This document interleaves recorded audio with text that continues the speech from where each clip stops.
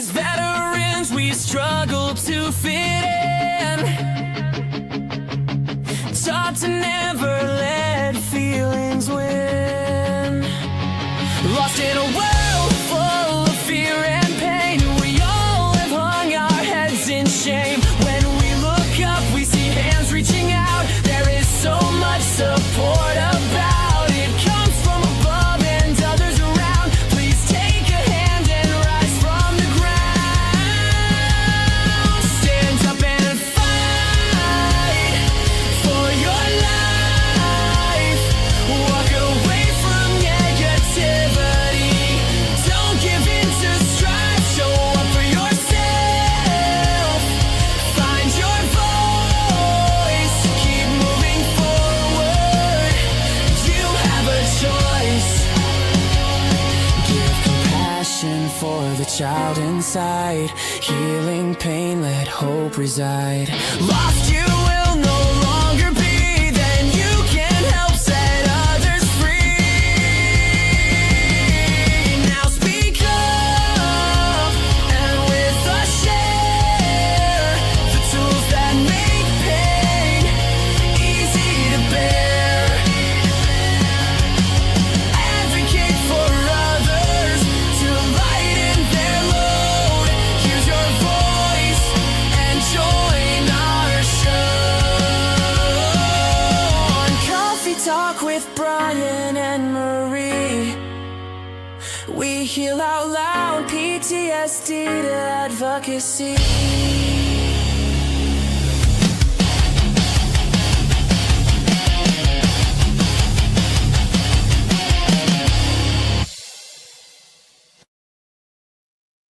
And what's going on, friends and family? Thank you guys so much for joining us on another episode of Coffee Talk with Bryan and Marie. How we doing today, Marie? I am doing good today. I didn't get much sleep last night, but it's all good. But overall, I'm doing well. How are you doing? Just hope you don't fall through behind. There's so much cracks behind you. Yeah, right. I mean, Yeah, so this is a riverbank in Arizona that I took years ago, and it was a lot of fun. I'm like looking back, like I can see it, but I forget it's a green screen. I know. She's like, hey, you look like you should be doing the weather over here. You know what I mean? I know. Here, check it out. Nah, doing How are you pretty doing? good. Doing Yeah. pretty good. Not too bad.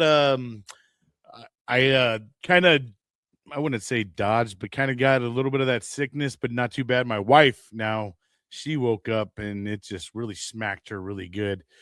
Me, I'm a vitamin taker. She's not much of a vitamin taker, and we kind of see when one of us gets hit with it, how one of us kind of outlasted than the other. And I mean, she's just got to start taking some vitamins, dang it.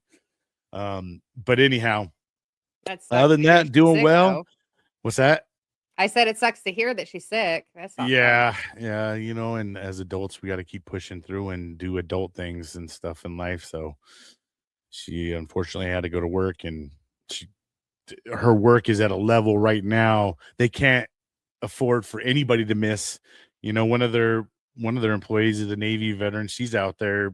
She's doing exercise right now for a couple weeks, so she's gonna be gone. So yeah. So anyhow, but other than that, we're doing well. Super excited for our show per the usual.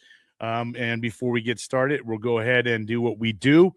We're gonna kind of show you guys another awesome podcast show that I think you guys can learn a lot from these guys over here.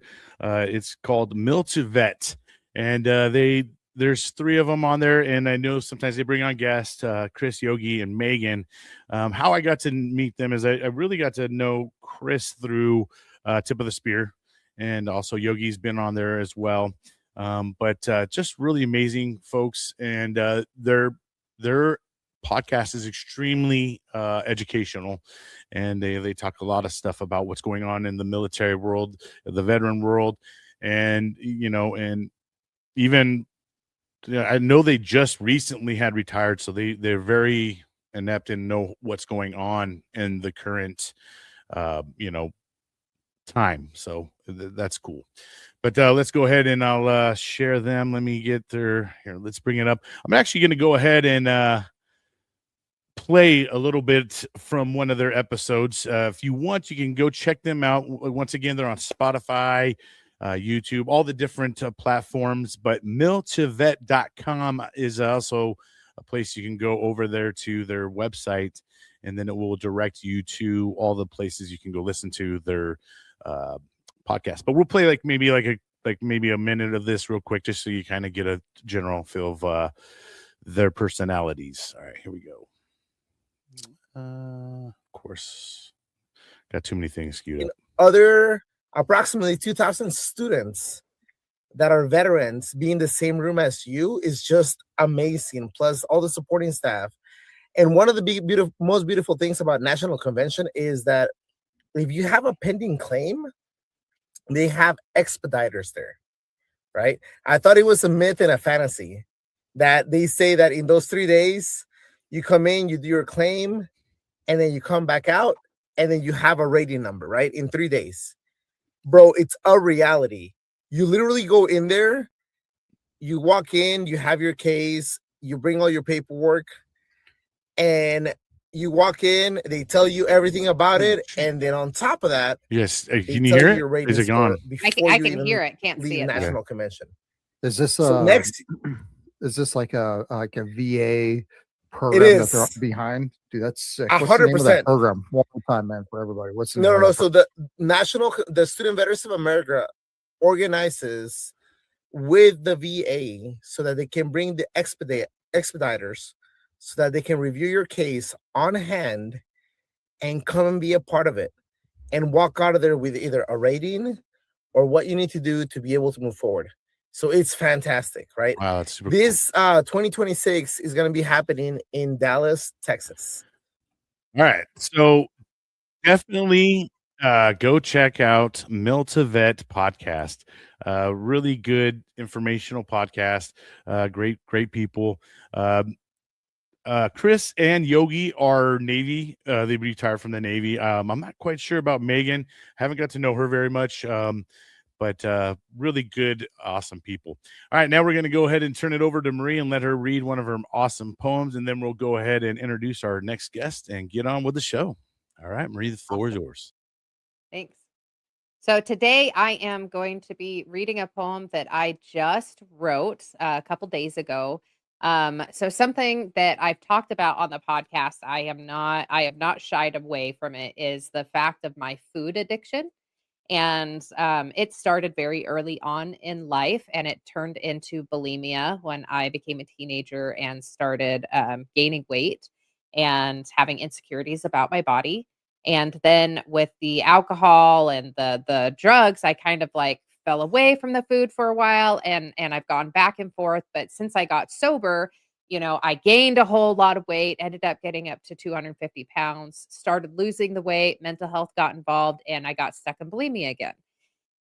And so I have been out of the major chains of the food addiction for a while, but it's still there and it creeps in sometimes. And when I'm feeling very insecure, I tend to binge, and sometimes I catch myself purging because I binge so much.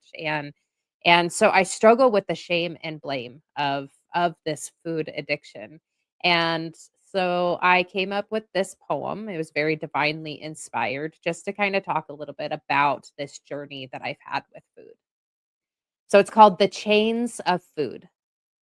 Food has been continuously what I use for my safety. That's the one thing in my life that I control when dealing with strife. It started in my early years. I'd run to food to hide my tears. A learned trait from some around, others who felt their voice was bound. So instead, they ran to food, keeping their mind from coming unglued. Food was safety, comfort, reward, and what you did when you were bored. Then when I started gaining weight, I would throw up all that I ate. I couldn't stand the comments I got about my body, true or not. When food stopped being comfortable, other addictions took control. My struggle with food never went away. It just hid, coming back out to play when I overcame other addictions and stopped caring about food restrictions. I let it slide for a while until some trauma was reconciled. I started getting healthy again. Another bout of bulimia began. Another round of therapy was what it took to be more free.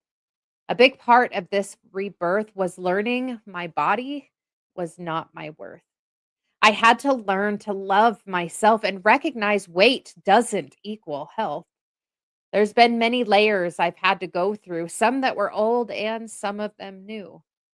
Food's not my answer anymore when my heart is feeling sore. I turn to God or community to help find peace inside of me. Food no longer in control, healing is found within my soul. Although sometimes I still slip, sometimes I'm still in its grip. I do not spiral into shame. For many footholds I have gained, I step back up and keep climbing. Food no longer is so binding. If you struggle like I do, I hope you can find hope anew. Although the pain may be unspoken, the chains of food can be broken. So if you're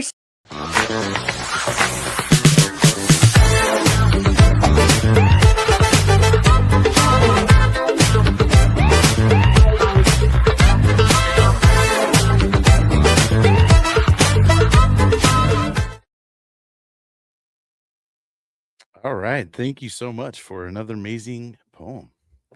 I wasn't expecting the the commercial there, but I was just saying, like, if anybody is struggling with food, know that you're not alone. And please, there is help available. Reach out if you need someone to talk to. Reach out to me. There are programs, anonymous programs that are available, and also just mental health programs that are available that can help you. So Yeah, and and there's no shame in it, and that's the thing. A lot of people are just afraid to reach out in a fear of shame, So, uh, I appreciate you, Marie, for bringing that to the forefront. It's not easy to talk about things like that for the fear of being shamed or anything of that such. So, it's good that, like, once again, Marie has been an extreme advocate for all the things that she's gone through. She's coming out on the other side, trying to be an advocate and express her feelings, and hopefully someone else doesn't have to go through it. All right, let's go ahead and introduce our next guest, Marie. okay, so our next guest, I'm super excited. He's all about advocating as well, and so this is retired Army Lieutenant Colonel Dennis Schroader Sr., and he is the founder of the Price of Freedom Foundation. Dennis was born into a military family in 1956, moving many times until he entered high school. He went to college on an Army ROTC scholarship and subsequently began his own 24-year military career, retiring at the rank of lieutenant colonel. Dennis held various management roles in several companies since his military retirement, most recently with AmerAssist and Chamberlain University. Dennis and his wife Penny moved to White House, Tennessee in 2016 and plan to make it their home for the foreseeable future. Dennis has 5 adult children and 10 grandchildren. He holds a bachelor's degree in psychology from Seattle University and a master of education from the University of Puget Sound. Dennis, come on up. Welcome, Dennis. Thank you so very much. And I brought my coffee with me to join you in the coffee talk. I appreciate it. That's awesome. Yeah, that's how we like to do. I cheat because I do hot chocolate. That's fine. Now the trick is trying not to spill it. You know what I mean? Or, I've got a couple bloopers in there. For sure, spilling a whole cup of coffee and watching it just drain out because I'm just trying to keep the show. Yeah. The show must go on. That happened to me with a whole cup of hot chocolate when we were doing a live recording. Well, not live, like where people are watching live, but it was me in person in a shop interviewing a couple people. And this wasn't even at her own house. Everywhere. She spilled her whole hot chocolate at the shop. Yeah. Awesome. Well, Dennis, welcome so much. And it's not often that we have a officer on here who did 24 years. So I'm super excited to hear about your story. And let's talk a little bit about where you grew up, a little bit about your background, what led you into deciding to go the military route, because I imagine you were in college, did college and stuff like that in order for you to be an officer. Unless you didn't do that, I don't mean some people. Oh, that's fine. Yeah, I'll be happy to share that. I was born into a Navy family. My father was an enlisted man who had joined. His brothers had. He was the youngest in the family, and his brothers had served in the Navy during World War II. And my father was too young to enlist at that time. He did enlist in the Navy in early 1950 to 52, somewhere in that range. I don't really recall exactly. He was the only one to make the military a career. And he was a machinist mate. He was at sea a lot. I remember that my mother's family is from a small, tiny town in southeastern Montana. And I'm the oldest of what eventually became 7 children. So my mom really didn't want to be so far away from family and support when he would be at sea. So every time that he'd get orders to go to sea, he would pack us up and drive us back to southeastern Montana. And then the reverse, when we come back, have a shore assignment, we'd move back. So I actually moved more times than we really needed to. I think I changed grade schools 9 times in 8 years. But so my childhood memories are actually geographic and not sequential, because most of the time it was back and forth to San Diego. So just thinking about that, I mean, by the way, that's where Bryan lives right now. He's in San Diego. Escondido, but yeah, I mean, beautiful place. I was there a couple of years ago with the foundation honoring a fallen service member from there, or his family's from there. So, so knowing what my father, that my father's in the Navy, when we'd be in San Diego, get to visit the ship that he was assigned to sometimes. It was all big and beautiful and fascinating. It was also challenging from the standpoint of being the oldest, and also all the times that Dad wasn't around. So that was really tough. I do remember that eventually, by the time I got into my high school years, I don't know, I was stupid. I was a teenager. I hated him. I hated my dad. Didn't want to be like him at all, but still at the same time was drawn to the military. I will say that I matured a lot since then, and my dad's a great guy and I love him, and I'm so glad to have him still around with us. But he retired from the Navy in 1970, which is when I was starting high school. And it was really at that time, 4 years in an all-boys Catholic school. That was the only time, the first time I remembered feeling stable. And I just, new kid, being moved around a lot, was always the bullied. I remember the first time that my dad became aware of a bully in the neighborhood. He made me fight him. But this kid was 2 years older and a lot bigger than me, and I wound up getting beat up. Much later, I found out and realized why he did that. And that is because he was similar when he was a child, that he was always picked on because he was smaller, but he had a different mindset than I did, and a different temperament. And he'd go pick the fight first, and he'd beat those the bigger kids up. That just wasn't he was hoping that I'd kind of develop that there. Instead, what I learned is that I learned to be invisible. I learned to avoid the bullies. If they don't notice me, they're not picking on me. It was kind of the mindset that I had. Anyway, so high school years was a time of stability. It was a time of falling in love with learning. And I all of a sudden went from an average student to an A student. And I'd also joined this organization called the Sea Cadets, and it's sort of it's still around, and it's a organization that helps high school kids kind of get a sense of what the Navy's like, so they can maybe have a heads up in enlisting when their time comes. And that was really what my dream was to be in the Navy. My father, when he saw what my grades were, was saying, well, I'm glad you're considering going to the Navy, but he said, if you're going to join, become an officer, because you'll have a better life. Don't be a stupid officer. Listen to your NCOs, and for the most part, they want you to see you succeed. So I think I followed that advice. I tried at least.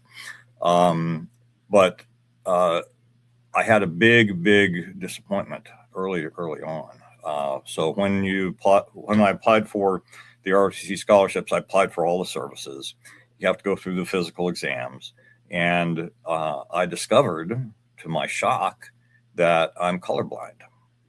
I'd never had a problem with it. So it was like the Navy came back and said, congratulations, we're going to offer you a 4-year ROTC scholarship, but you have to take the Marine option. And the Army, so there went my Blue Water Navy dreams. And the Army came back and offered me a scholarship with no conditions. So that's where the decision was made, that first turning point to go into the Army. And it was a huge disappointment for me at the time, and I was very depressed and very upset about that. And but I adjusted, and I'd say that was probably a theme throughout my time in the military, is adaptation and adjusting to things that didn't quite go the way that I had planned. I didn't go in thinking I was going to make it a career. I really didn't know anything other than, hey, I wanted to get a college degree. And I was the first officer in the family, and to this day, I think I'm still the only one who's served that served as an officer. So I've always seen it as an honor and a responsibility to take care of the people that I'm put in my charge. But my career was, I became a medical service corps officer. This was in 1978. We were in the Cold War. It was like I had got my degree in psychology because at that time the Army didn't really care what degree you got. Just get a degree, you'll get a commission, etc. And I was trying to fix myself, really. I had had a lot of anger issues when I was in high school. I was a lot angry at myself, a lot of depression. I actually, at 17, had my father's pistol to my head with my finger on the trigger, and was that far away from killing myself. Do you think that some of that had to do with you being bullied and stuff like that? Or, I mean, did your self-worth was kind of not there? I mean, what was your mindset right there? What kind of made you feel that way? It was stupid and thinking back on it. But yes, it had a lot to do with self-worth. It had a lot to do with feeling like I didn't fit in. It had a lot to do with, thinking about teenage boys at that age. I moved from North Chicago, Illinois, which is where my dad's last assignment was, at the Great Lakes Naval Training Center there, and moved to Tacoma, Washington, went straight into this all-boys Catholic school from, the co-ed Catholic grade schools I'd been. So I knew no girls at all there. I came in there, my hairstyle was different than the guys out west. So, that I was an odd duck that way. And all these other guys had girlfriends that they knew from their time in grade school. So I just developed this attitude, or this mindset that, I'm just ugly and I'm unattractive to the opposite sex. And that was the bottom line for what had me put that gun to my head. Sorry. Pardon me. My wife is trying to get my attention. I apologize. No, you're good. We'll hold on. We'll pause it. So all right, we're back. Anyway, that was, yes, I had that mindset that I was, an outsider, that I didn't fit in, etc. And I really didn't know what to do with any of that. And there was no talk about, suicide prevention or the like in the 70s. Definitely back then it was mental health really was, you were taught not to show your feelings or have feelings, I imagine, right then, right? Like you probably felt like you were in a world all alone. I felt, well, yes, I didn't see that. I mean, I had a handful of guys that I became friends with that I'm still friends with today. But yeah, they weren't suffering the same things that I was, that I knew of. I still don't know if they were not, but no, based on that, I just wanted to make a real quick comment, right? So this is a perfect example of stuff that we've talked about before, how different people handle stresses, and different people handle sometimes the same type of stresses, because you have your dad who went into fight mode, right? When people were bullying him, he went into fight mode, and you went into internal like flight mode internally. And that's kind of that was like the difference between me and Bryan. Bryan is a fighter, and I'm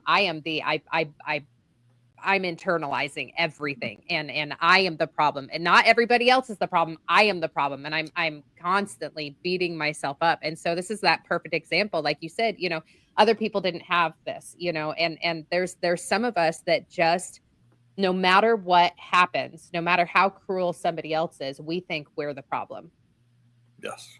And I feel that, and I understand that, and there's a lot of us out there that are like that, and like they're.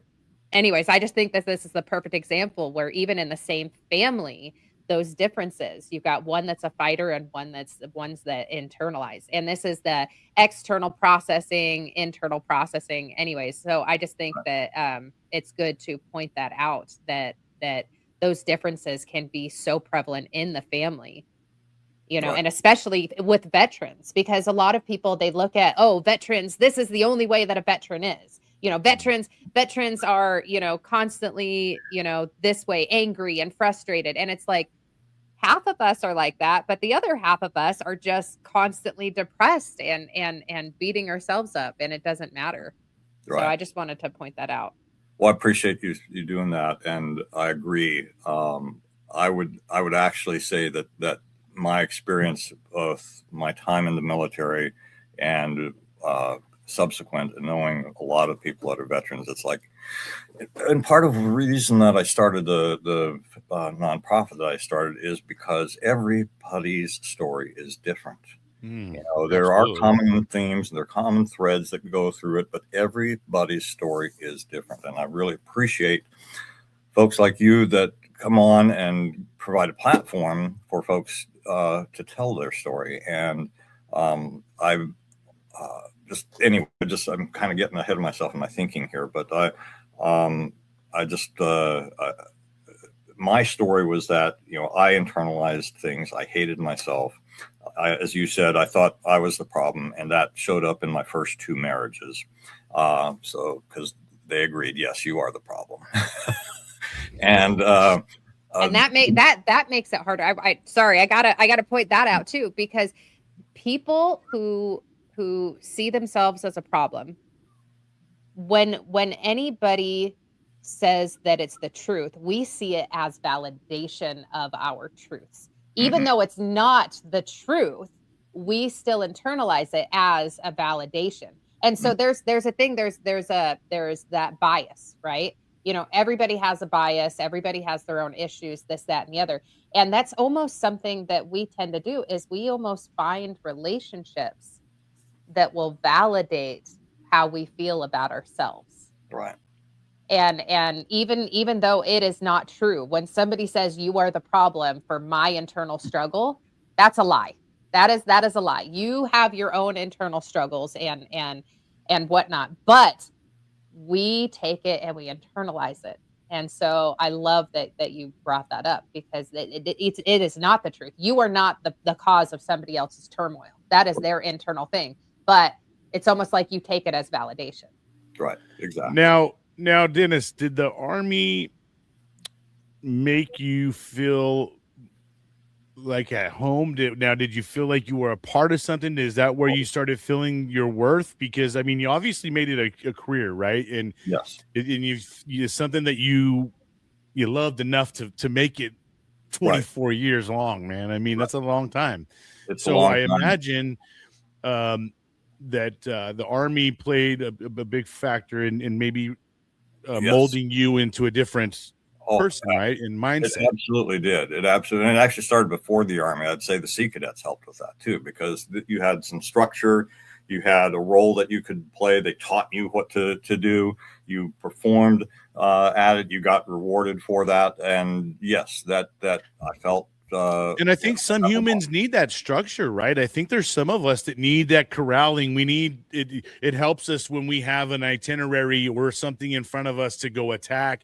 Some of us aren't very good at just self-starting ourselves and getting going. So exactly. And I think that, it's not, it's the structure, but it's also those other two factors, the factor of somebody teaching you what you should be doing or how you should be thinking about this role or and the like, and then rewarding you either through verbal praise, through awards and recommendations or promotions or whatever for doing the job that they gave you to do. I mean, it was ROTC was, it was hard from the outside world, but it was like an insular community because this was in 1974 is when I graduated high school, went to college, and Vietnam War was not that far long past. And there was no way that I could walk around on campus and people not know that I was in ROTC because of hair. And so at that point, the people were not being actively hostile towards us, but we were non-entities. So because they had you guys clean cut in the ROTC program, I imagine, right? Yeah. Yeah. And so my only social interactions really during those college years were the folks who were in the ROTC with me.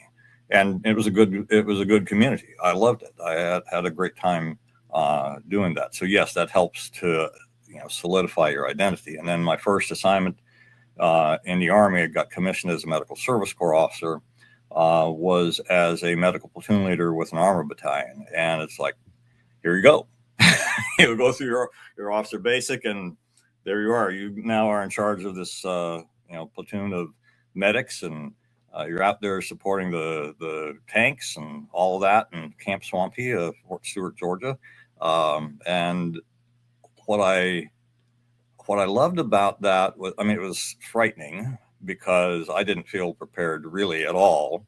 But I think the military, one of the good things that the military does do is it gives you responsibilities in limited form before you think you're ready to do it, because they have confidence that you can do it. And then when you show that you can do it, it helps me. It helps the individual to say, hey, I really did do this. Maybe it's not perfect. Maybe I made mistakes here or there along the way, but I didn't think I could do this before. And I know I can. So, you definitely get pushed into learn as you go. Right. And you officers get screwed. Like as somebody who was a lower enlisted, I was older than most of the young officers that came in, when I was in my second unit. And I just looked at you guys like you were babies, and you guys didn't know what you were doing, and you were told to be in charge of us, and we were the ones telling you how things went. And I felt so bad for them. But we call them butter bars in the Marine Corps. Same here. Yeah, they always come in, and those officers, you could be, like a 3-year Lance Corporal or something at this point in time, and then these guys come in, and right off rip the new officers and the butter bars and all that stuff. It's funny. That's really where I think my father's advice came in best for me, because yes, certainly all of my NCOs were much older than me and had been in the Army much longer than me. And several of them had been in Vietnam. And the fact that I didn't feel like I needed to make all the decisions in a vacuum, that I solicited their thoughts and their advice when it came to making a decision, I think made all the difference for me, because I really can't remember now. I'm sure if some of my troops are run into this, can remember and say, he did this, he really but I don't remember those kind of big yeah, I'm sure if you talk to someone that was under you at some point in time, I'm sure they got something to say. I'm sure they do. Well, officers like you are the ones that we respected so much. The ones that asked the questions, the ones that talked to the people who had the experience. The ones that we hated were the ones that came out and they're like, I'm an officer, respect my authority, and it was just the most ridiculous thing. And I'm like, dude, you don't even know how to wipe your butt right now. Like we know what we're doing. Yeah, so, we definitely had a different, I'll never forget the first, my second duty station, my second unit, we ended up, when I first got there, they had she was a second lieutenant, so she already had a little bit of some time in grade or whatever, or not a second lieutenant, first lieutenant. Yeah, the first lieutenant. Sorry, she was newer, but not new. Then we got the butter bar who came in, and this dude came in and he was like 7 foot tall, just a goofy freaking tall officer, and his steps were the gosh damn mile long. When we went on humps, I hated that fucker leading the way, because gosh, it was this all jogging behind his ass, trying to keep up. But he came in with such an arrogance to his ass, right? And right off rip, man, he lost respect from all of us, right? Because he came in guns blazing like an asshole, and we already had dealt with an officer who was way different, and she was way more of your I would say enlisted type of officer. This guy was just come in and he was also one of those older lieutenants too. Like, he's probably in his late 20s, early 30s. He had kind of a late start. So, but he lost respect for us right away, and we had to deploy with that guy, and him being out in the desert. It was very hard, because we watched our SAS sergeant and our gunnery sergeant just rip his ass up. I mean, he ended up not being able to really lead the group much, because the staff NCOs just had zero respect for him because of what an asshole, cocky son of a gun he was. But yeah, it's one thing about leaders is, when it comes to the enlisted, we all have a tune, right? And we all right off rip, either you like the guy, you hate the guy or girl, and and you're gonna work for him, or you're gonna say fuck him every second you get. I don't remember exactly where it was that I heard the concept, but it was inculcated in me from the very beginning, whether it was spoken or not. But that was the concept of servant leadership, that you cannot be an effective leader if you are not taking in mind seriously the well-being of those soldiers that that you are responsible for, and that whole just that language of being responsible for your soldiers kind of is part of that idea that you need to serve these people. You need to earn their trust. You need to show that even though you may be asked to do some really hard things that might cost people their lives, you got to be able to take their welfare into very high consideration, and be able to do that mission at least cost to your soldiers. So thank you for sharing that, by the way. Sorry, my brain sometimes gets ahead of myself instead of acknowledging what was just said. Thank you for sharing that. I love that idea of the servant leadership. Did you end up, and if you did, how many times did you end up deploying?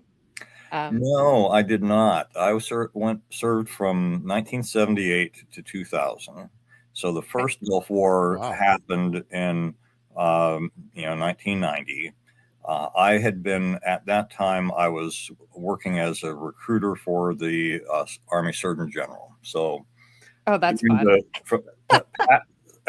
After Vietnam and until you weren't going anywhere. 1996, yeah, they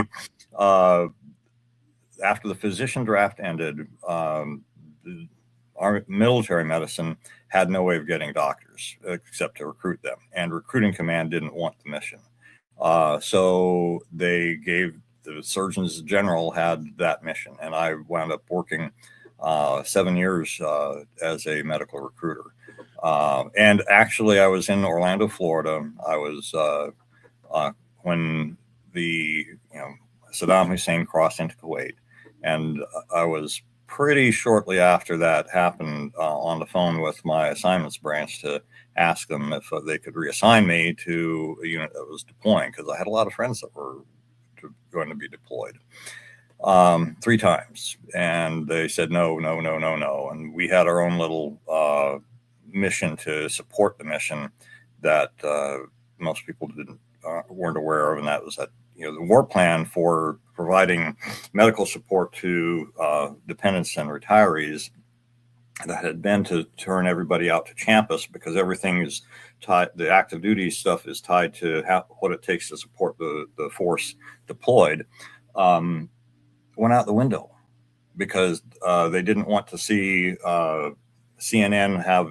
talked to a mom crying in front of one of the military hospitals saying they won't see me and my child. They're going to send me out to the civilian, big old mean old civilian world. So we were 2,000 providers short in the Army that moment that decision was made. So I did a lot of recruiting of retirees to come back, and it was let's make a deal. Are you still active in your practice? You don't have any bad stuff going on. No malpractice suits, right? And we'd send them wherever they wanted to go for however long they wanted to go to free up somebody that could go. So you were the ones that when I was in Germany, so this was after you, but I'm assuming that this is what your people did. So when I was in Germany in 2007, we had a full-bird colonel who was probably in his, like, looking at it now, I was in my 20s. Looking at it now, I would say he's probably in his 70s or 80s, but realistically, he might have been in his 60s or 70s. Okay.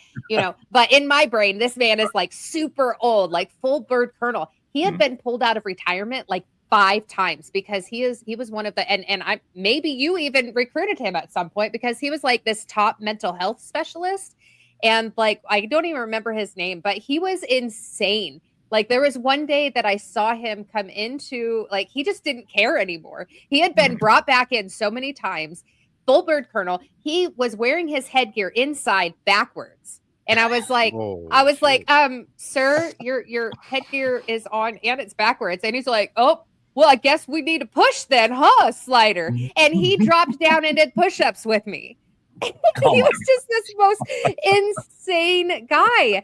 But I'm guessing that's the type of stuff you did. You're like, well, this guy, we need somebody, so he might be insane, but at least he's still in shape. Let's bring him on. That was at that point, that was kind of it. We needed people who were clinically proficient, and at the time we really weren't so much concerned about height, weight, and we weren't really concerned about being able to do the PT test, because we knew this was going to be a relatively short duration conflict, and we just needed people, and we brought them in. And so I never deployed. I was retired originally in 2000, and I'll say originally because this ties back to what you were just saying a little bit ago.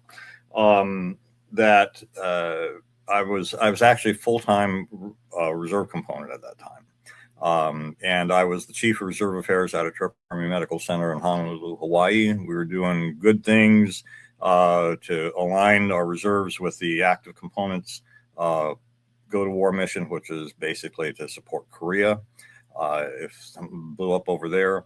And the policy at the time was, once you, as a AGR officer, once you reach 20 years active federal service, you could either voluntarily retire, or we could simply take you off the active duty rolls and stop paying you altogether. So, thank you very much for that the offer I couldn't refuse. And the guy that took my place, we stayed in touch and stayed friends with for a long time. And 11 years later, I was one of those retiree recalls to active duty. So yes, in both cases, yes. It was a fun, an interesting experience, I should say. So you were back in 2011. 2011 to 2013. Another interesting, not deployed. Most of the folks that were retiree recalls, they had a processing center at Fort Jackson that they sent me to, and they said there were 2,000 of us on active duty at the time. Most of them doctors and nurses that were deployed to the theater. But this was a special mission that the DSERF, the Defense Support. Well, it was the Defense Support Civil Authorities mission. The task force was called DSERF. They think they've changed it around, but basically it was the scenario was what happens if terrorists get hold of a nuke or some other kind of terrible thing and pop it off in one of our cities, and how does the military response to that to support civil authorities look like? And so the tri-service thing, and there was an aviation piece and a bunch of stuff.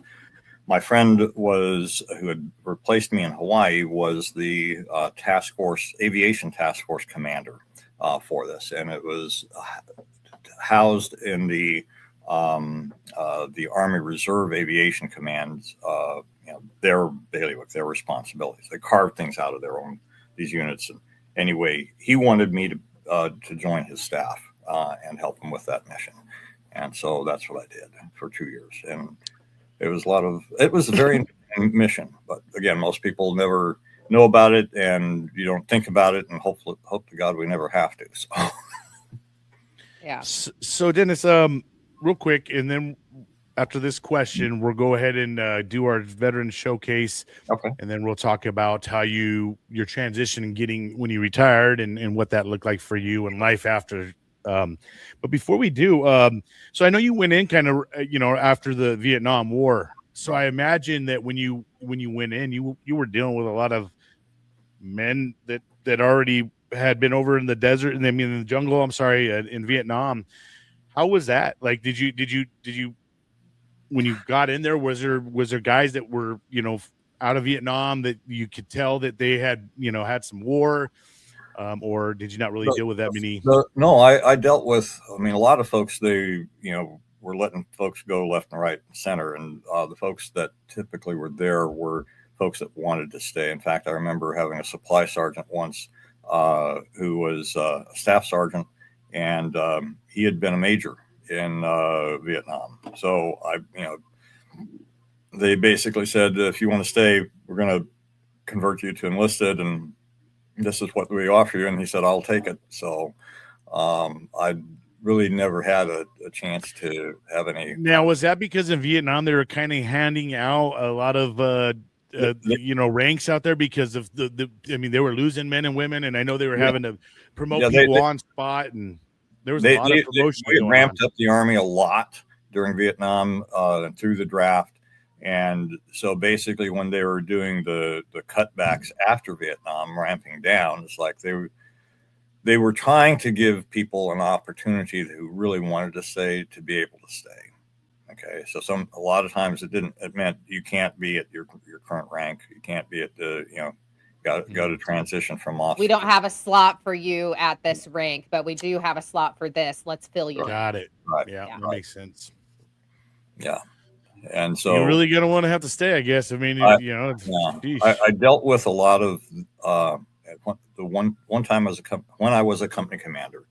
The hardest thing I ever had to do was to essentially put 4 NCOs out of the service. I hated it. They were, I don't think any of them were Vietnam era themselves, but they came in after Vietnam, and there was just a lot of the leadership that they had to train them up was not good. And there were different things that these NCOs did, but I wound up, Article 15s and barred every enlistment for 4 of them. And it killed me to have to do that. But it's like the most egregious one was we were planning to do we were part of a group that was going to go up for a winter exercise in the middle of winter in Alaska. They call it a brimfrost exercise. And my company was understaffed. I was supposed to have 3 platoon leaders and an XO. I had 1 officer who was a black female, and this will come into play here in a second. But so I was short-staffed on officers, and basically trying to get my company together and prepared to go to Alaska, and had to winterize all this stuff. And she became my motor officer, and I gave her some instructions about what to tell the motor sergeant and the crews, and we were having to work longer hours than we're accustomed to, and it was closing in on the Christmas holidays, so it was an unpopular kind of order that I had her convey. And so she goes to the motor pool, she tells the motor sergeant what I told her to say, and as she's walking out, the motor sergeant in front of all of his mechanics says, "I ain't going to do a damn thing that black bitch tells me to do." I said, "That is totally unacceptable, and you do not deserve to wear that rank." And we had to go to the, on the exercise and come back before everything kind of played itself out. But yes, he was probably the most egregious example of the kind of thing that I had to do to, had somebody that was caught with, pissed hot with drugs. I mean, great sergeant, you know the rules, you know what we're doing here. We know, that I don't cut corners on the piss tests and the like. Why? Those kinds of things. But yeah, so, wow. In terms of, I spent a couple of years in a readiness group where we advised the Reserve and National Guard. I had a boss, it was a lieutenant colonel who had been a medevac pilot in Vietnam. And I will tell you, he had been shot down 3 times and survived. Wow. And I could imagine his stories. Holy shit. Oh, yeah. Medevac? Oh, yeah. He had some amazing stories. But looking at the time, I was in my late 20s, and this guy looked older than I look now, and he couldn't have been even 50. So lived a hard times. I guess shit. Yes, man. He lived a hard life, but my gosh, he was a great guy. Wow. Well, thank you for sharing that part. But we're going to go ahead and do a veteran showcase. This is where we take an opportunity and showcase one of our veterans out there who are making music. This is my buddy, Derek Thompson, who is a United States Marine veteran, served his country proud, and he's out there still trying to get his music out there. I know he's joined forces with a buddy of his, and they just did a music festival, and I got to watch, and I was super excited for the guy, and I know he's enjoying it, and it brings a smile to my face seeing my brothers and sisters out there doing amazing things. So we're going to go ahead and disappear, and then we'll bring that up and showcase an amazing artist. All right, here we go. And gosh, let me get us out of here.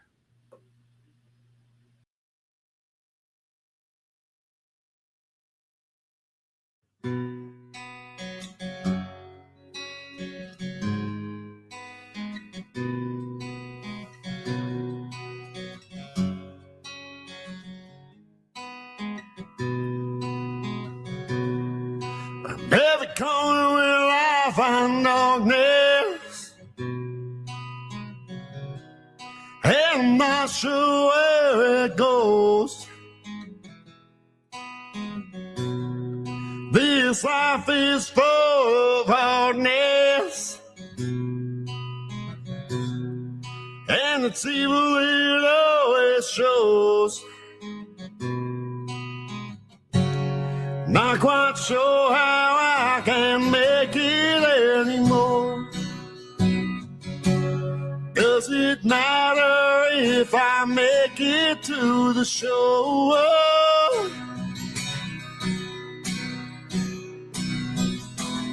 I'm lost at sea and now I'm stuck in drowning.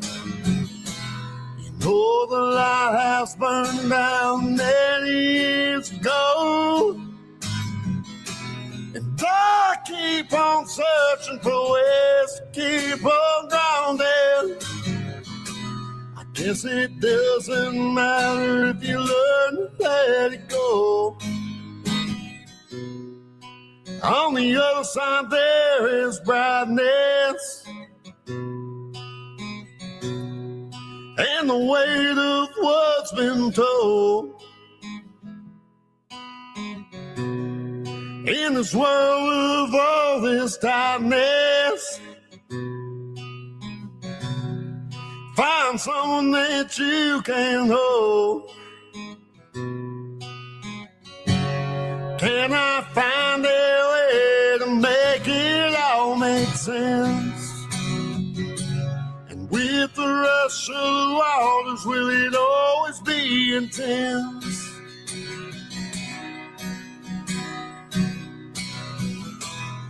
I'm lost at sea and now I'm stuck in drowning.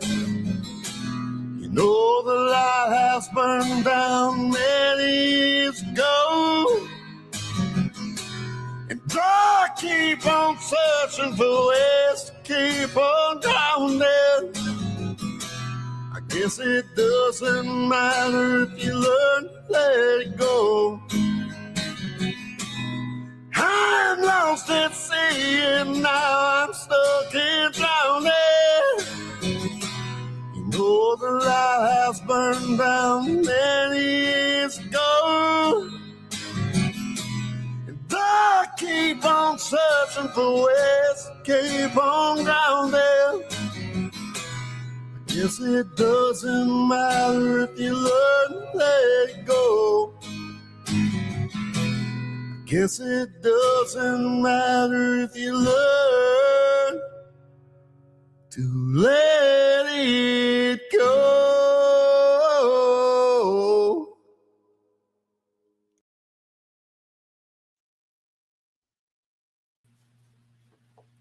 All right, that was my buddy Derek Thompson.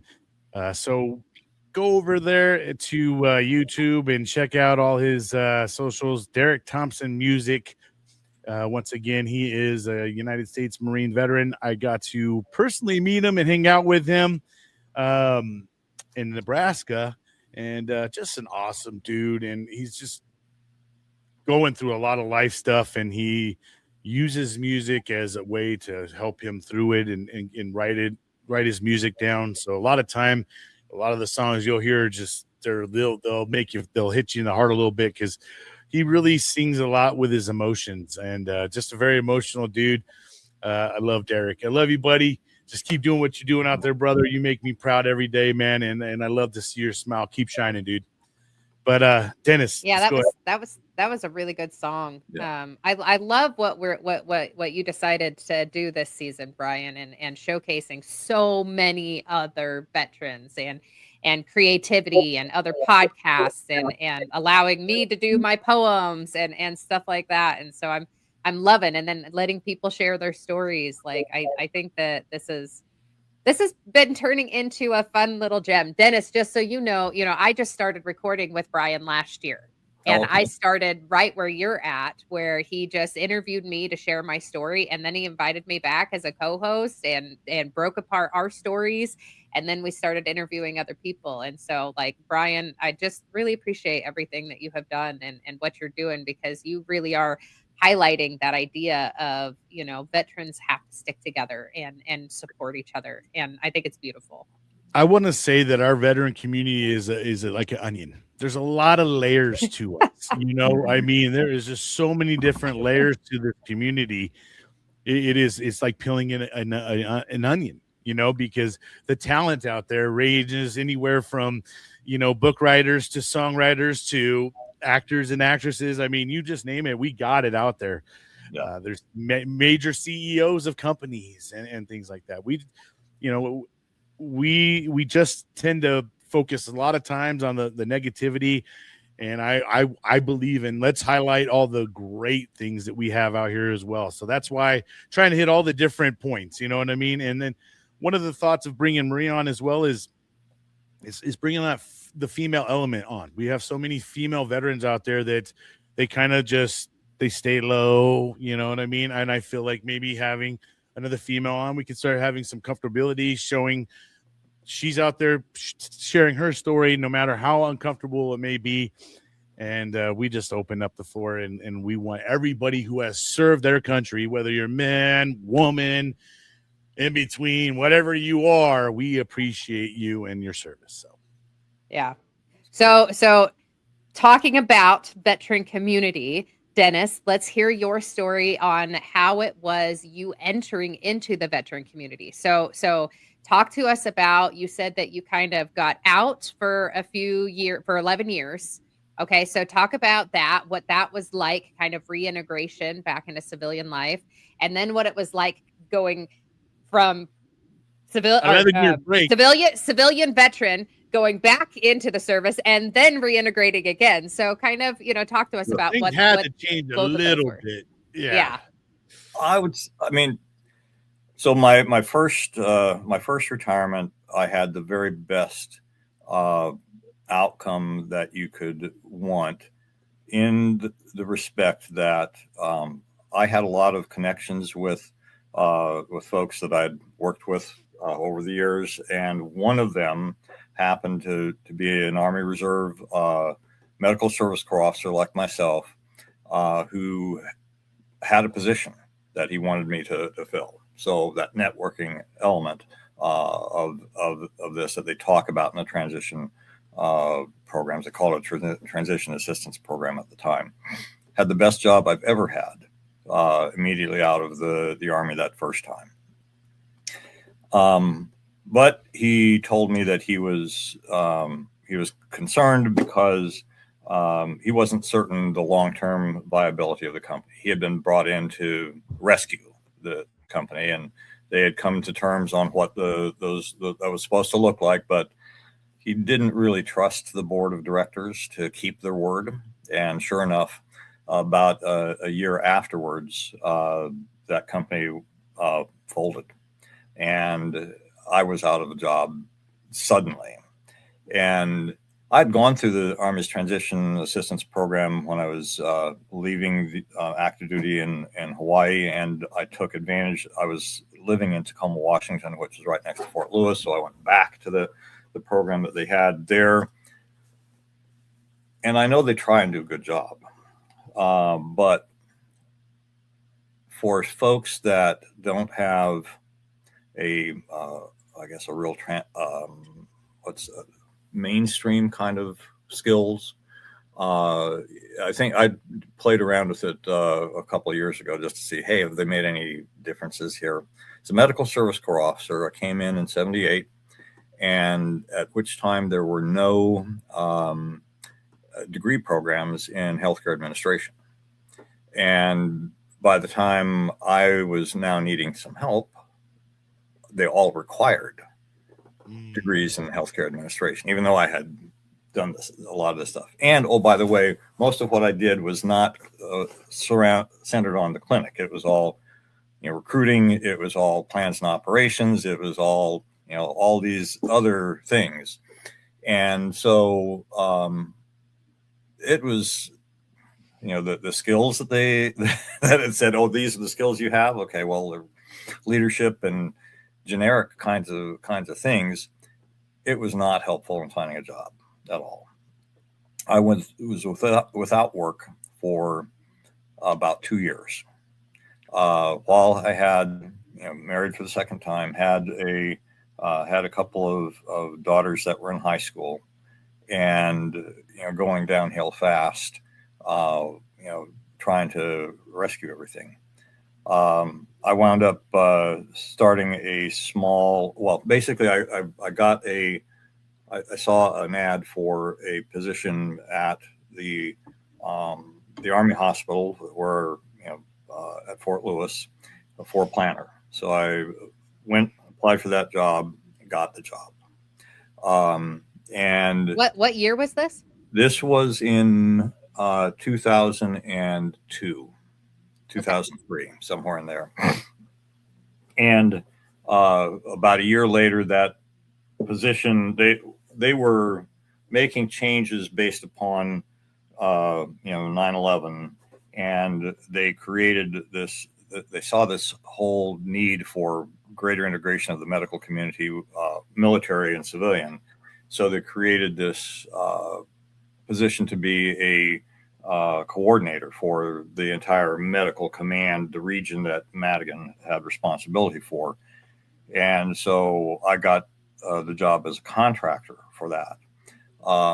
And 2 years after that, the contract went to a competing firm by cutting the salaries in half of everybody they employed. So again, unemployed.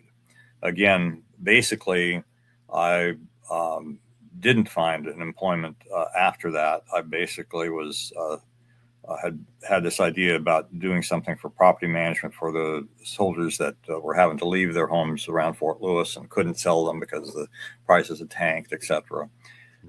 And basically that's what I did until I got the call to from my friends, say, Dennis, hey, would you mind coming back for a couple of years? So that's what I did. So you were around Fort Lewis when I was there. So okay. I was stationed there in 2009 and then deployed in 2010 and I got there in 2009, deployed from 09 to 10 and then was medically discharged in December. And so I think I like to kind of like place people where I was, and it's kind of fun. So sure. and I was a medic at that point too. So yeah. Excellent. Super. So I was I was there with the 2009 was when the housing crisis happened. I was involved in some development of small redevelopment projects, and the values of everything tanked, so all the financing disappeared, and I lost everything. All my properties became homeless, basically. I'm truly did. It was that my father and mother were still alive and living there in Tacoma, and my children had all graduated high school and they were all independent, but they brought my wife and I in, my second wife and I in, and gave us a place to stay. And I did that for a couple of years until I got the call to come back. And we were treading water. Can I ask, how old were you at this point? At that point, I was 53. And what rank were you when you got out? Lieutenant. Okay. They freeze me rank at that point. Mm-hmm. Okay, so I just want to highlight on here. Okay, and one of the things that we like to do is kind of like think about our listeners. And one thing I want to highlight, because you've got a lot of family members that are out here, and you've got a lot of advocates, and you also have a lot of people who just don't know much about the military who are interested in learning. And I want to highlight how I don't know how to word this, but I want to highlight the fact that rank does not, homelessness does not, I can't think of the word. Recognize rank. Disintegrate. It doesn't. What's the word? It doesn't correlate. Disintegrate. Huh? It doesn't correlate with rank. No. Yeah, but it doesn't. Oh, what's the word? I can't think of it. But any rank can end up homeless. Any rank can. And it doesn't matter how old you are. It doesn't matter how young you are. There are like, oh, I cannot think of the word. Sorry. I ran into a gunnery sergeant that I served with, and I was in San Diego at Coronado, just walking Coronado. I see him from a distance. He has a parrot on his, and he's homeless. And I was tripping. I was like, dude, what? I just wouldn't have thought that a gunnery sergeant who retired from the Marine Corps would be on the streets. I was just, it really smacked me in my face and really made me feel some kind of way when I walked away from him. It was really humiliating, humbling. is probably a more polite way of saying it, but I felt humiliated. I didn't want to admit it for the longest time. And, you know, I wasn't in the van because I had the blessing that I had parents that lived there and loved me and were willing to take me and my wife in at the time.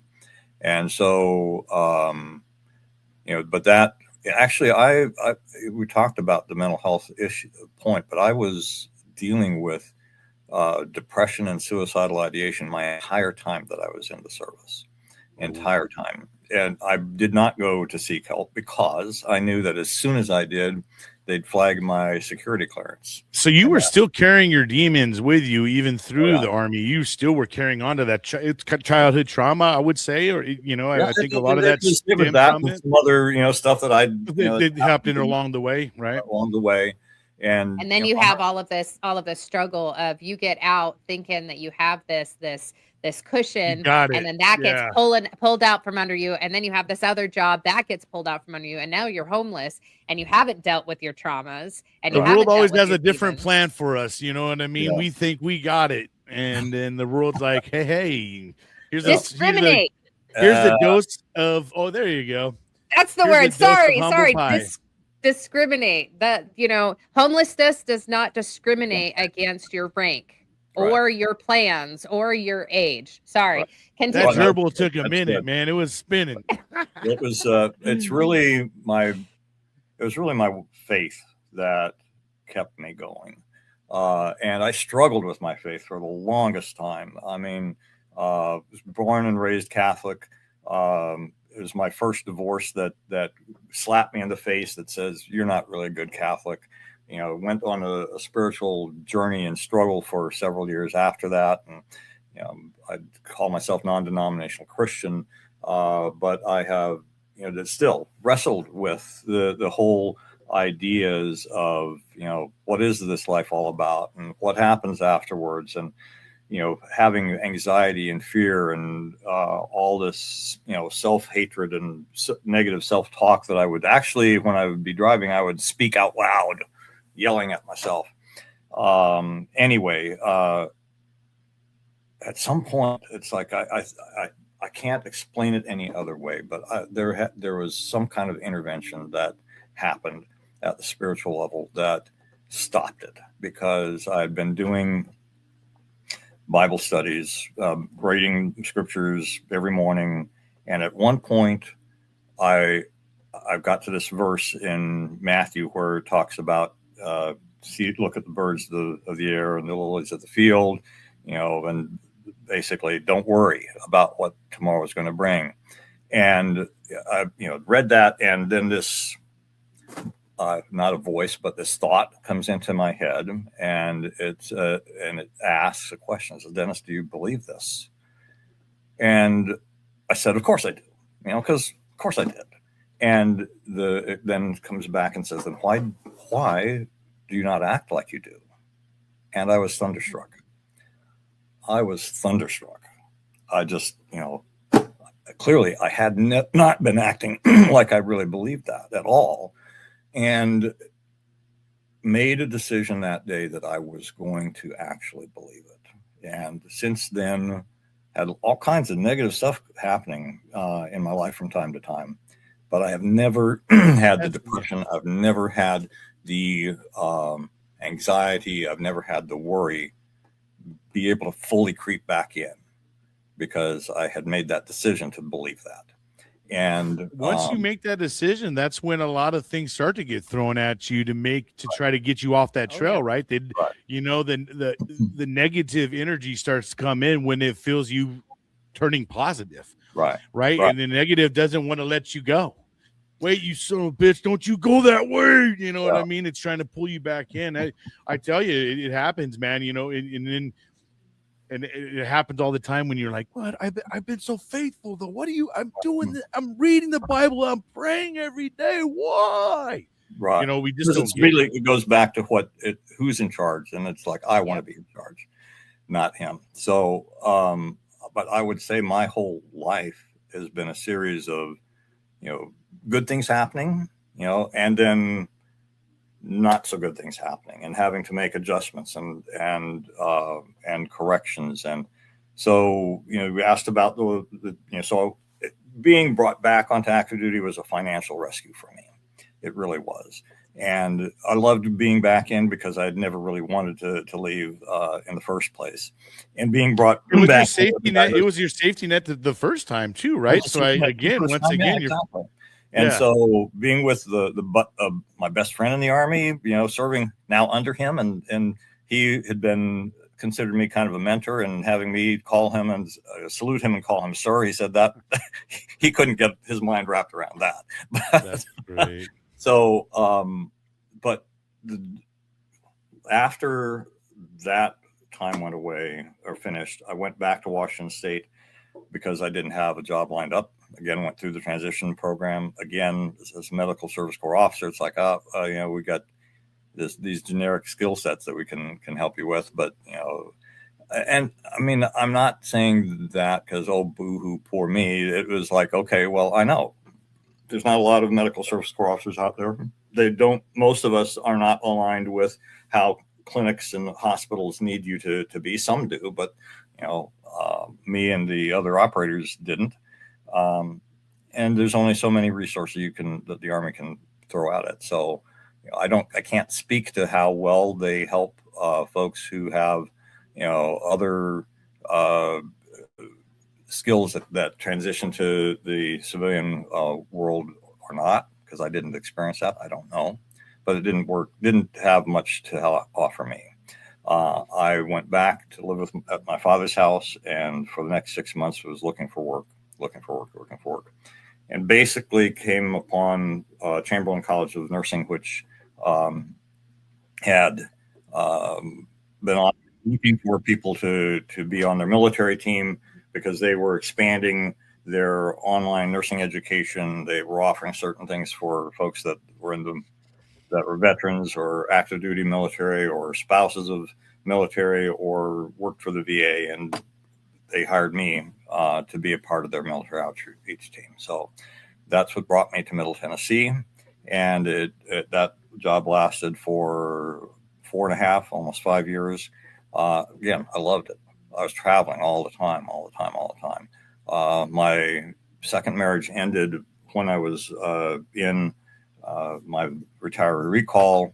I met my wife now, my third marriage, and thank God for this, because when I was at third time's a charm.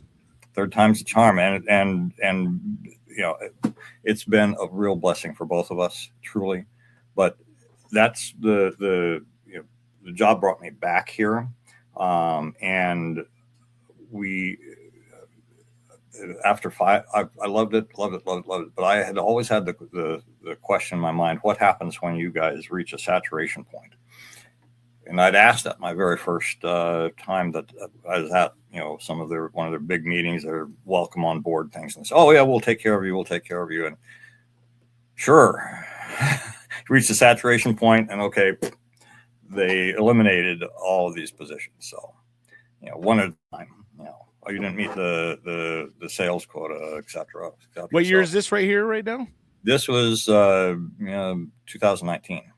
Yeah, when that was happening. So about 7 years, 2018 was the last time that happened, actually. So that was when I was 62. By that time, I was able to start drawing Social Security, and it was enough to keep us afloat.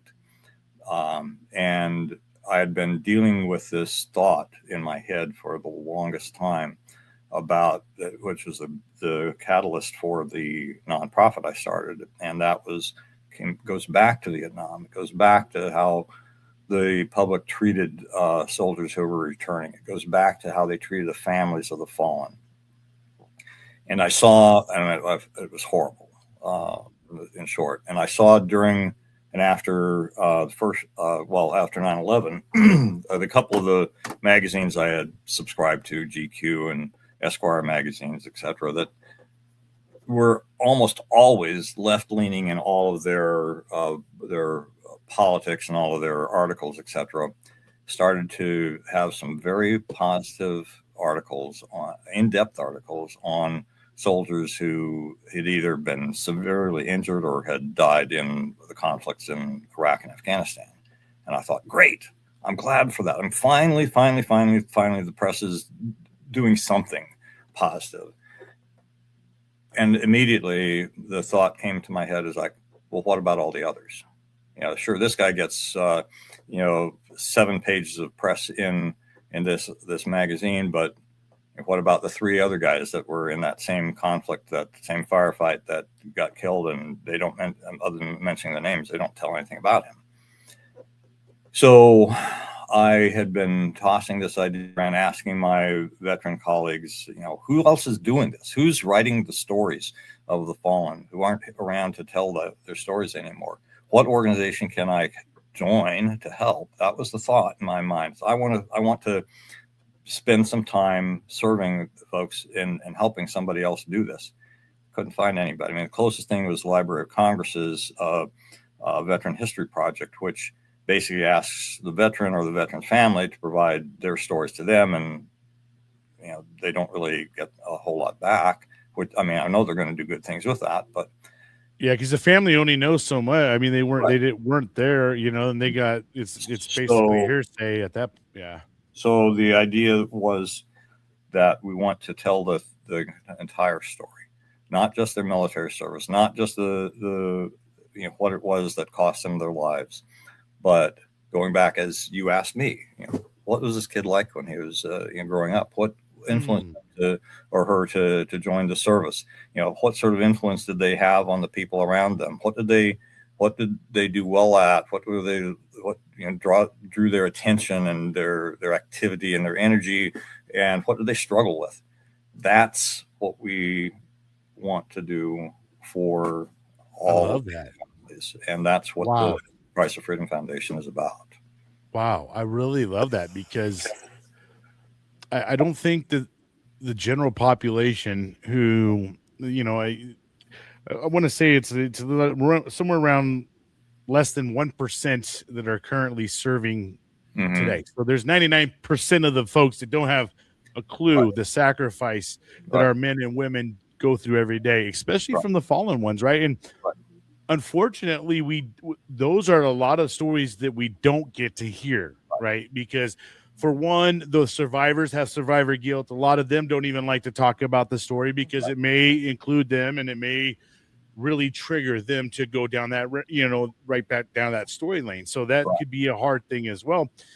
But I just think it's so important, because it's unfortunate the way that our society works. It's very, we glamorize Hollywood and the movies and stuff like that, but there's real people that actually have sacrificed their own life, their own freedoms, so that everybody else can live it. Right. And we don't get to hear those stories at all. And a lot of times we get the depiction from Hollywood or whatever, and once again it's dramatized up for the screen, but hearing their actual stories, and that's why I love to try to get as many as we can, and I think that's why it's important for there to be as many podcasters as there are, so we can get them out. And I love what you're doing, because you're giving veterans an opportunity to tell their stories while they're still here to tell them, and that's so important. And this will be here forever, right? Like, now we record it goes out into the media world, and there it is. It's a library that we are all basically putting together, because God only knows 20, 30 years from now, and a lot of us there could be people that go through these and they're looking and they're like, wow, they can get a very much of a, see, we go based off of what we read in books, right? A lot of times now the future, they get to go back and look and hear these stories from the people verbatim, Exactly. So, and yes, sorry, I just had like a random, thought process that maybe at some point we could do like a partnership and like go through with some of the people that we have interviewed and like get their interviews into a book. That would be great. Point. We would love that. I would love that. I really would. I've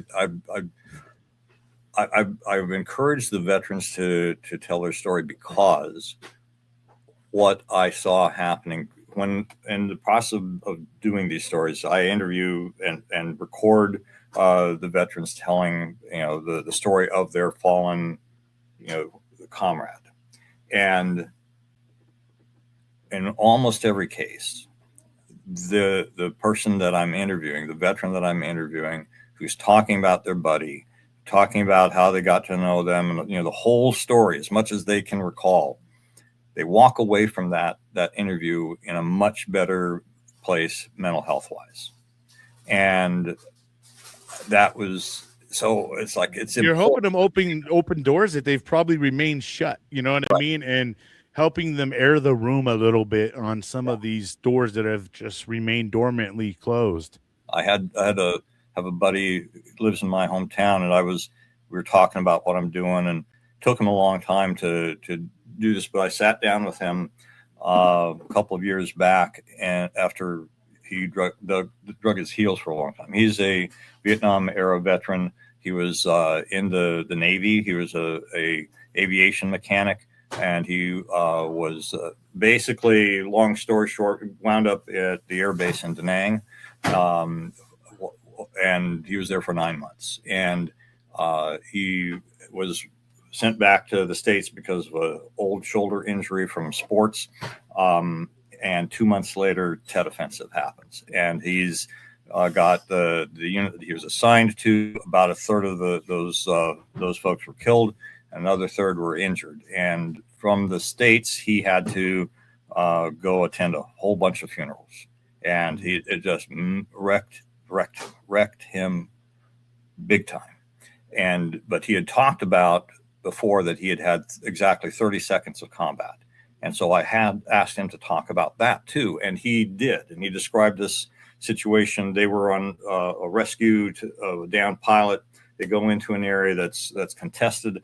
The NVA are looking for the downed pilots as well as our crews, but we got the advantage because we got air that can see from above. As soon as they sit down, of course, all the enemy come rushing that way. He gets off the helicopter, finds the co-pilots, bringing him over his left shoulder, bring him back to the aircraft, and out through the elephant grass about 20 yards away, he said, pops 3 kids. They're all in NVA uniforms, and they're all bringing their weapons up to bear on him. And he has the sidearm, and he shoots and kills all 3 of them, gets back on the helicopter, and goes back. And at the time, and most every time he described that was basically about it. But he talks a little bit more about that, and he talks a little bit about that he, for 50 years, had nightmares every night, seeing those 3 faces. And a couple of days after we had that sit-down talk, I'm back at the Cigar Lounge, and comes up and gives me this big old bear hug, and said, Dennis, I don't know why I hesitated so long to do that. He said, last night, it's the first night in 50 years I didn't see those faces. So that's powerful. You open that door and let them out, man. Wow. Sometimes you can let them out. Sometimes you can really sit. He gave his younger self a voice too, right. Because that's one of the biggest things is a lot of times we get re-traumatized because we have this inner child that's within us that is not feeling heard, and giving people the opportunity to share their story and give them that voice. That inner child is like, finally, thank you for listening. And so I think that's beautiful what you're doing. And like a thought that went through my mind is, I know this Erin McClyman was her name. I deployed with her. Mm-hmm. And her story, right? She ended up getting mortared after coming home off of leave at a chow hall. But that's what people see when they see her name, right? That she died overseas, right? But they don't know that when she was home on leave, she ended up getting in an accident trying to save her sister. Not an accident. She got in a fight saving her sister from some people that were trying to attack her. She broke her neck, and she almost didn't come back to the deployment, but she got like congressional, you know what I mean? Like fought. Right. She's like, I need to be there. I need to be back in Iraq. Right. And the day after she gets back from Iraq, or the day after she gets back, she finally got the approval. She got through everything. The day after she gets back, she gets sent to another FOB and gets killed. And so like, that's the story that people don't see, you know? And so I love that you are taking into account the entire person, not just this is a soldier that died. It's like, hey, let's humanize these people and let's look at their past. Let's look at their history. And I think that is beautiful what you're doing. I think it's fantastic. Yeah. We'd love we'd love to tell your friend's story.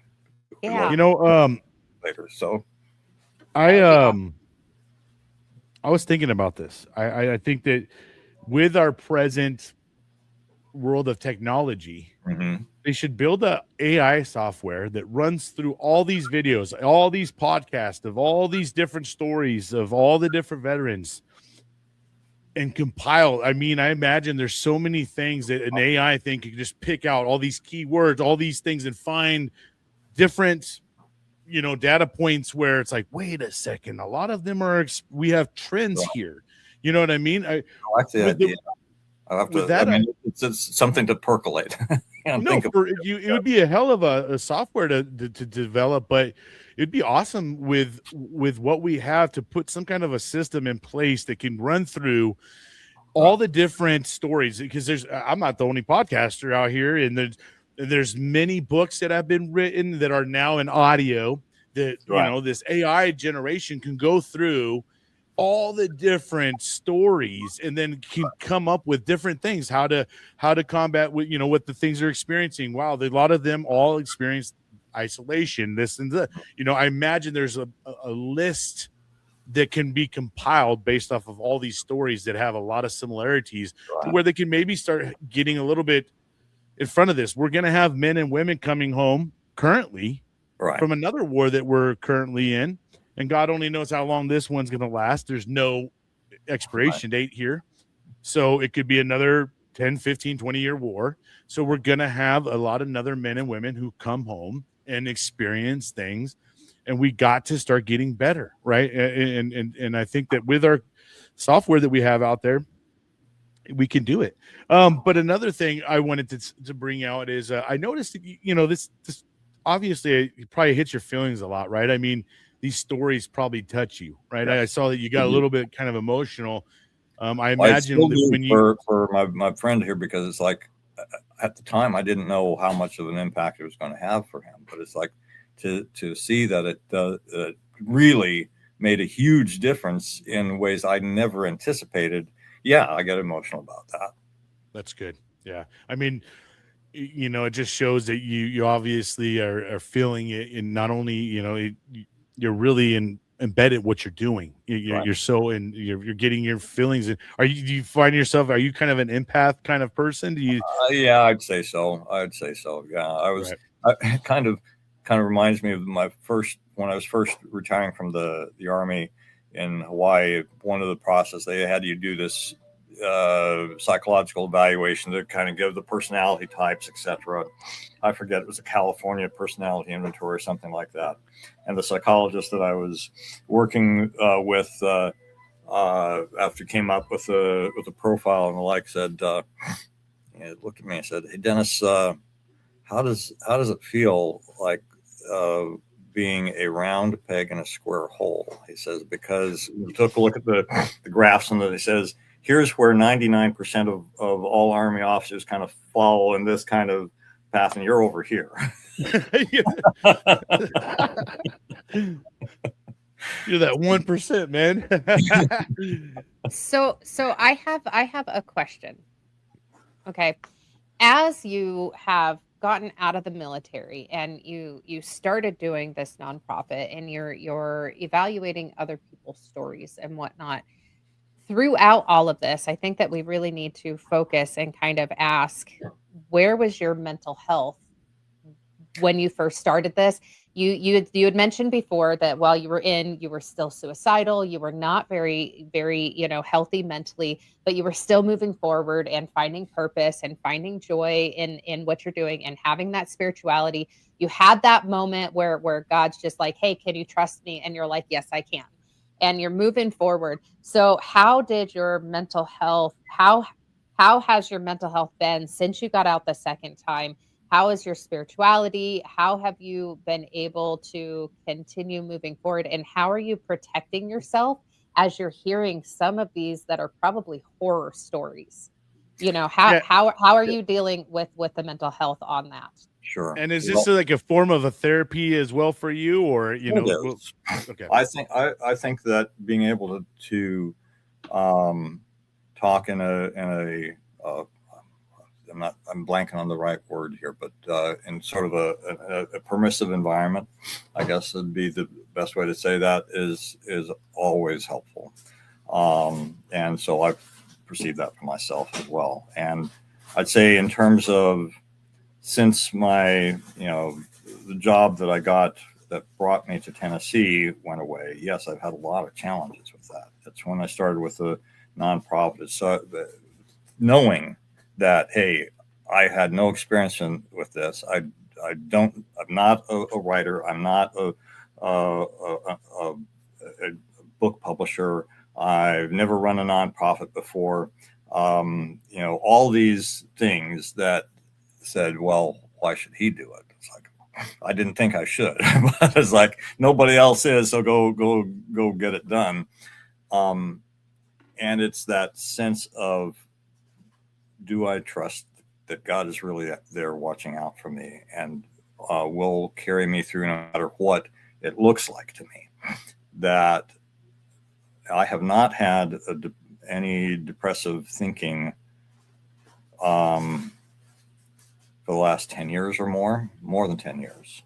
And I tie it directly to my faith, because when and I don't say this with any condemnation for anyone, because I was there for so long. It's like, when it went from a head thinking to say, I believe this, to actually being in here, integrated into who I am, that it really made the difference. And for the longest time, and I think a lot of other people are in this same situation, where it's like they want to believe. Okay, I say I believe, I want to believe, but it hasn't integrated into how I respond to things. Because I did some work on part-time over the years in domestic violence intervention, and basically I love the model that they're using, because it basically says we all choose to do and justify what we do. So even the abusive behaviors, we choose that. We choose it because of whatever we believe about it. So therefore, when you have a subconscious belief in action or going on inside your head, it will influence exactly what you do. And therefore, whether that's good or bad, that's how it manifests itself. So I don't know. I love that you said that. And I wanted to bring up, I watched an interview the other day from Jet Li. Okay. That's the Kung Fu guy, right? Jet Li, yeah. That's his name. Okay. Yeah. So I watched an interview with him, and the interviewer asked him, how do you find peace? And he just looked at him like he was crazy. He's like, you don't find peace. You choose peace. Right. You choose it every day. You choose it in your actions, in your words, in your reactions. And so it kind of sounds like that's where you have been, is like you made this decision that okay, it isn't some outside, thing that's going to make me feel better.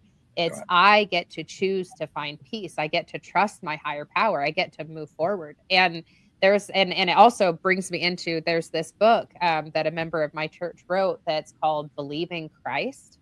Mm-hmm. And it talks about that idea of, you can believe in your higher power, or, in this instance, believe in Christ, right? Believe in the principles and what you've been taught and this, that, and the other. But do you actually believe him? Right. Do you actually believe what he has to say? And if you do, are you choosing the actions to follow with it? And it sounds like you went through that journey. You're like, okay, I can believe in God all I want. I know that he's there. He's watching me. He's letting all this shit happen. And there's some good stuff. And this is awesome. Yeah, I believe in the higher power. but do I actually believe? And it sounds like you made that decision. Well, now I actually believe that he is making my weaknesses strengths, that he is watching over me, that I don't have to worry about it. The grass is still going to grow. I'm still going to keep moving forward. Love is still going to be there. You know, trials are going to happen. And it sounds like you got into this massive radical acceptance and genuinely believing what you had been taught and what you read in the scriptures and stuff. And I think that is beautiful. I love it, that transformation. And you're like, I haven't had depressive thinking. And I think that is fantastic and beautiful. Well, thank you. I love it. Thank you for sharing I that. definitely agree. I would say your assessment is spot on there. And yeah, it's we're facing situations at home here with a grandson that, it was bullied, and there's now, and then he verbalized something to strike back. And now he's facing some very scary things, could face criminal charges. And of course, the ones that pushed him for 8 years, nothing happened to those folks. And so it's like, okay, am I going to allow myself to sit and stew and worry about something that is no longer in my ability to influence? Or am I going to believe that God's got the ability and the will to do something better through this? And that's where I stay focused right now. So yeah, I mean, and we never know what somebody's going through in their life, because it's like we're all really pretty good at hiding it. I think once we get to be an adult, but yeah, it's we've got lots of issues and lots of things that we want to do. But yes, it's Bryan, you asked about my commitment to this. This is something that I want to do with this nonprofit for the benefit of the families that will otherwise never have that story captured and told or recorded for future generations. And one of the things that I discovered through this process early on is that UShoes has been doing studies on a military survivor grief for a long time, and one of the things that they had come out with was saying that the majority of Gold Star and military survivor families is that within a year or two of their loved ones passing, they get the sense that outside that family and that small circle of friends, their loved one's been forgotten. And so I really, really, really, really, really want to tell those stories, and I want to tell them in a way that the public is going to be able to digest. And so our books are not going to do that. Our books are there to tell that story in depth, and for that to be for the family, and for that to be passed on to future generations, and for the small percentage of our population that, like me, still loves to open a book and read it, for them to get it. But honestly, it's got to be through video. So that's why we record every interview that we do, and ask for other photos and other graphic things, like pictures and letters and stuff like that can be incorporated into the story. But we don't have the talent or the resources to turn those into documentaries yet. Our first book we published a few years ago. We have 44 hours worth of video between interviews, family movies, and the recordings of the Navy's ceremonies that they had for him. Nobody wants to sit through that. So I had a thought. There's a couple organizations that after we get off of here, I want to connect you with. But one of them that I want to put out, for because it's one that I use and a lot of other people use, is the Veteran Business Resource Center.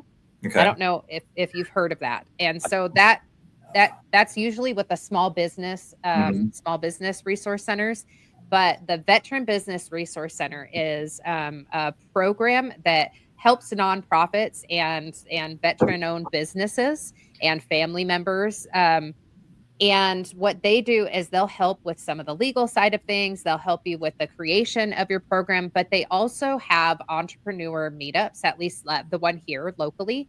And like every month, we have a local business entrepreneur veteran meeting, and it's networking. And what I would suggest you do is start doing some networking, because I guarantee there are a ton of nonprofits out there that would help you with creating these videos.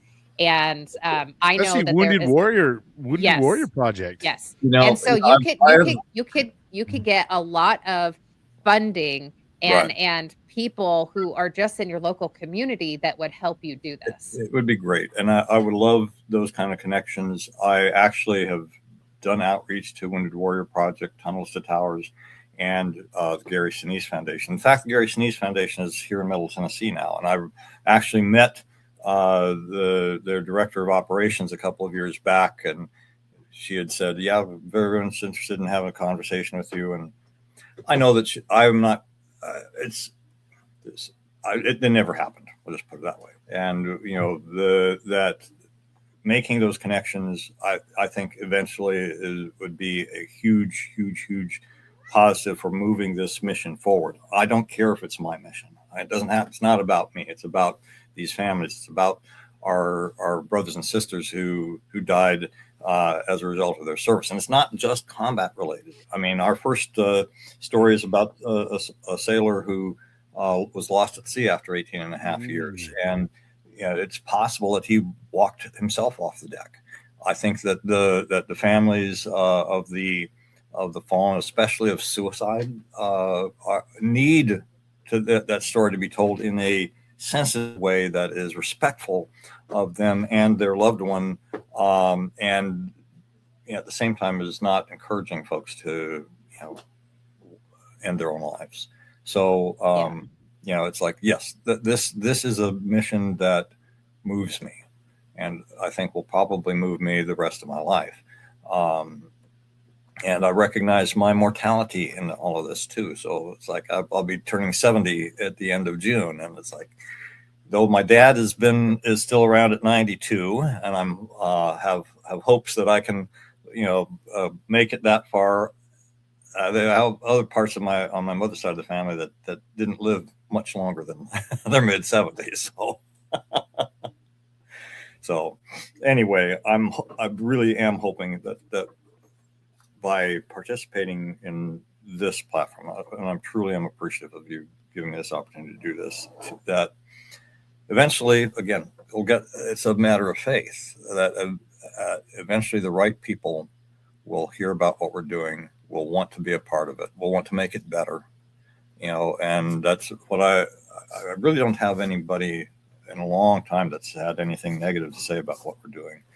But the few times that I have, it's like, okay, great. I'm glad you noticed that. Come on and make it better. Join us. Yeah. No, I think that it is fantastic what you're doing. And so one of the things that I do, I know this is our first time meeting, but I do networking and recovery and veteran advocacy, and I'm connected to a lot of different programs, and my brain is going about 50 billion different ways of different networking opportunities that I really want to connect you with. I think that another program that would be great that I'd love to shout on the rooftops is Till Valhalla Project.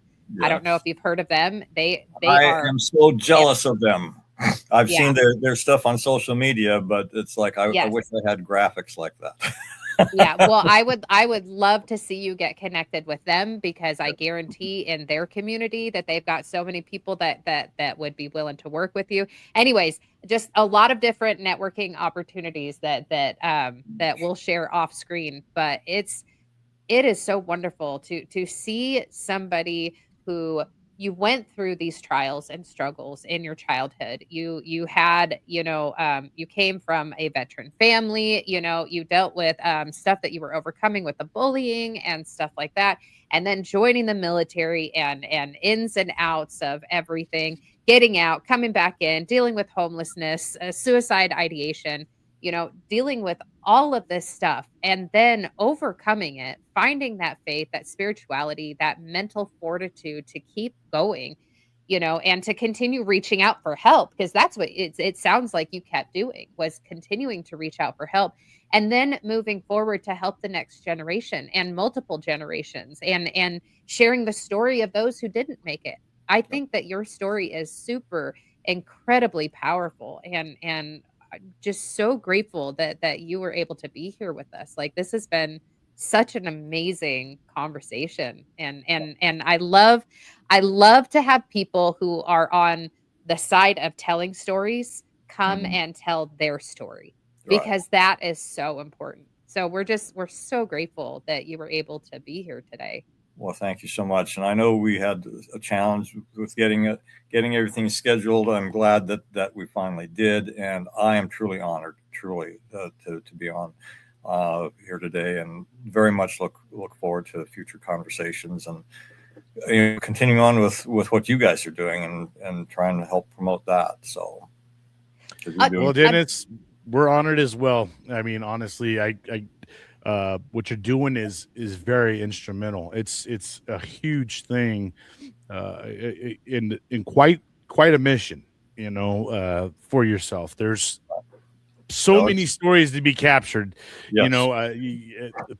You probably would. This could run you for the rest of your life, for sure, and beyond. And honestly, I'd love to see this. My brain and my and I'm hoping you inspire others, man, to keep that's this what I'm going, hoping. and then you start to grow others to this do- out, so we can start really getting the stories out. Because the more that you have of you, the more that we can start getting it too, right? We need to do this for our first responder community too. Yes, we need. This should be an international effort, because the American society is not the only society that values those who are willing to put themselves in harm's way for the benefit of their community and their country. And so, yes, this is the beginning. It's been taking a lot longer than I was hoping it would, but it's like, okay, I got to take me out of this. This is about them. It's about bringing a team together. It's about finding the people who want to do this and see this as a mission that they want to get behind. And so I'm just out here doing what I can. Another random thought that I had: at some point we should have you back on here, and if you could get 4 or 5 different stories, just like a condensed version. Sure. If you want to come on here and share some other people's stories, that Sure. would be awesome. We could do that. We're planning a Memorial Day event too, that we should have on social media right now. We're last year we brought on we did a live stream like this it was way too long. It's 9 hours. I was dead by the time. It's a long time to stream, man. Yeah, it was way too long. Anyway, man, sit there with a diaper on. Damn. No, I had a couple of video breaks that gave me time. Oh, yeah. Good. Well, this is going to be airing afterwards, but tell people where they can go and watch that. What the Memorial Day service.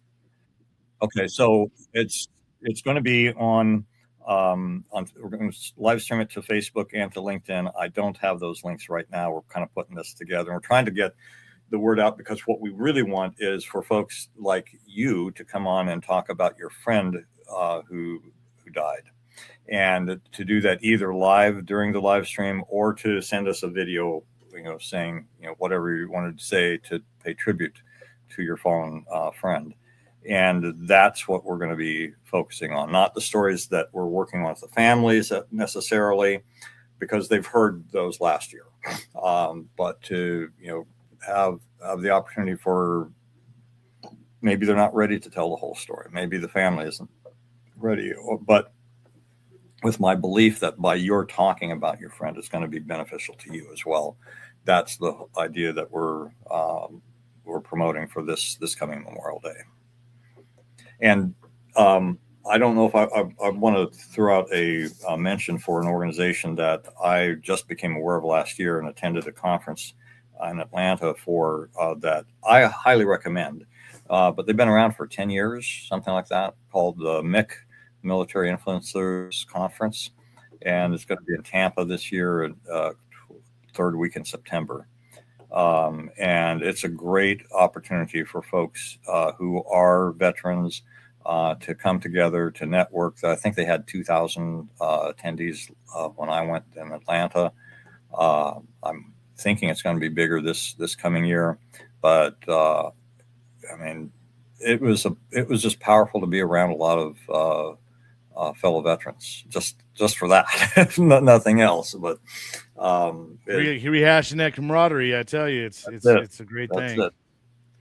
Yeah. So, Dennis, I do appreciate you, man. Like I said, I thank you for coming on, taking your opportunity to give us a little bit of a backstory about yourself and what you got going on. We really appreciate you. Thank you once again for coming on. Absolutely. And we keep doing what you're doing. Keep pressing. And if you need us, we're here, and if we have people in mind, we'll definitely send them your way as well.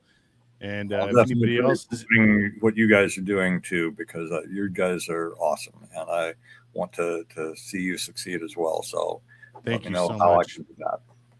Thank you. And one more time, guys, if you guys could go check out priceoffreedomfoundation.org. For all you guys listening on audio only, it's priceoffreedomfoundation.org. Go check it out. That's it. Thanks so much. All right, Dennis. Thank you, Dennis. So much. Thank you, guys. We'll see you, man. All right, friends and family. That was a great one. I love our conversations on here. Dennis, really, I'm not gonna lie. Sometimes in the podcasting world, you start doubting yourself, or you start kind of feeling some kind of way, Dennis just reminded me why I keep doing this, and it's to get these other stories out there and give someone the opportunity to tell their story and how important it is for us to hear these stories.